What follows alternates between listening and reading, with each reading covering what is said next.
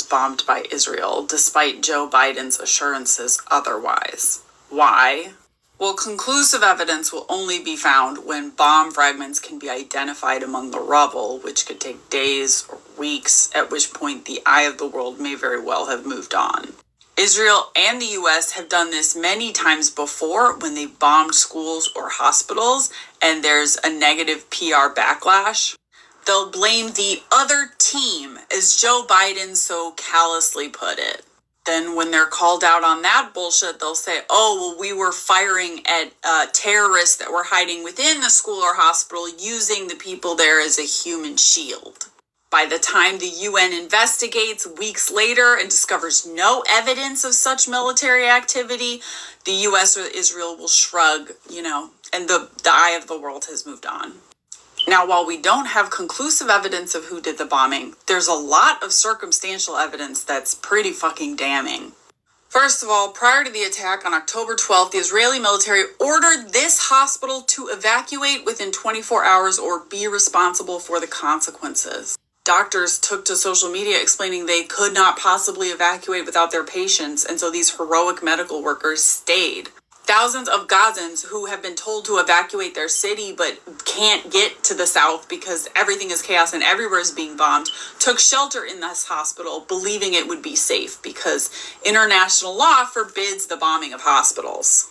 But that same day, the Israeli military hit the hospital with rocket fire, and they admitted to it. The damage wasn't nearly as severe. There were only 4 wounded people, and so Israel had already told this hospital was going to be targeted and had targeted it. Immediately after the explosion, Naftali, this guy who's like a mouthpiece for the Israeli military and Israeli propaganda, took to Twitter to claim credit for the attack and brag that a multiple number of terrorists are dead. But then as outrage immediately exploded online as the horrific videos and images of gore inside the hospital were being released across the internet, this tweet was quickly deleted and replaced by this one, claiming that now the bomb was caused by the Islamic Jihad and with a video showing proof. But when a New York Times reporter pointed out that their proof video was time-stamped 40 minutes after the explosion in question, that video was also deleted and taken down. Also, shortly after the explosion, BBC correspondent John Donnison, who reports from the ground in Gaza, said the rockets fired out of Gaza simply do not have the size and strength to create the kind of devastation that happened at the hospital. He said, quote, "We have never seen anything on the scale of this explosion that shook the hospital coming from the Palestinian side." Now, of course, he's being harshly criticized and his job may be in danger because he gave his honest opinion as a journalist, which contradicts imperialist propaganda. Finally, folks, just look at the bigger picture. A few days ago, Israel revealed they have dropped 6,000 bombs on Gaza in 6 days. For comparison, at the height of the war in Afghanistan, the U.S. dropped 7,423 bombs on Afghanistan, a country that is 1,787 times larger than Gaza, in a year. The hell we rained down on Afghanistan in 1 year has been dropped on one of the world's most densely populated areas in a week.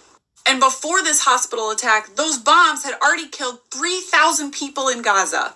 Where are Joe Biden's crocodile tears for them? He did this. He said as soon as this happened that Israel had his unconditional support. Unconditional means no conditions, means go ahead and bomb a hospital. What the hell did he think was going to happen? Now he's clutching his pearls because it's undeniably horrifying what happened. And he's saying, oh, it's such an outrage. But he did this. Of course, Israel bombed a hospital. Israel is bombing fucking everything. They're trying to exterminate the Palestinian people. And so they're bombing the hell out of Gaza, where their own hostages have been taken. It's very likely that some of those Israeli hostages that are the premise for all of this have been killed by Israeli bombs already.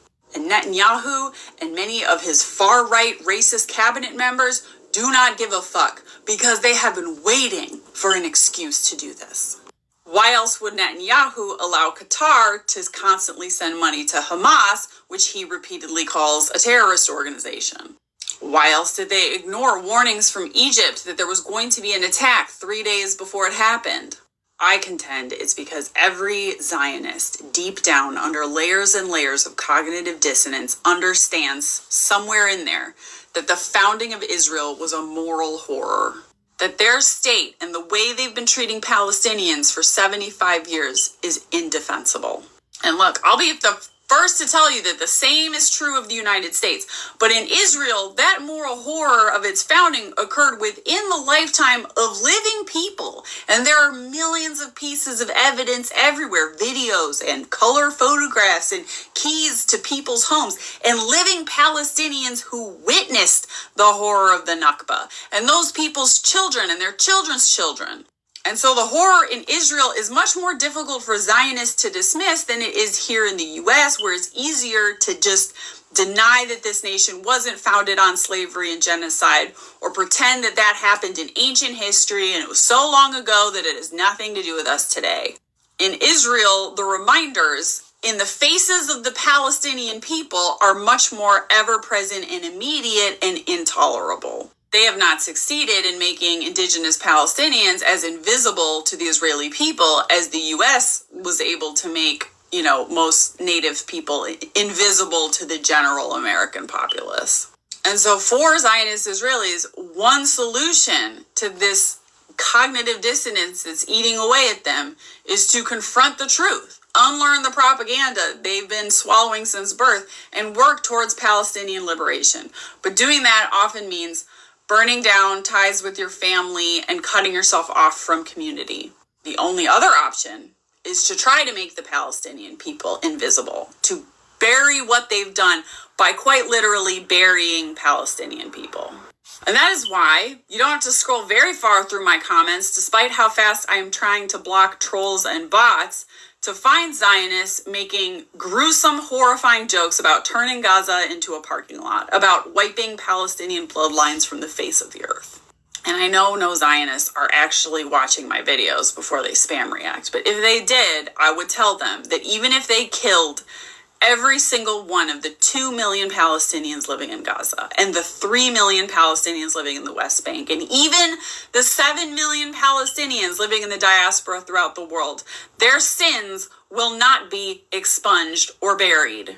Israel will never be washed clean of the sin of the Nakba until Palestinians have full liberation and equal rights.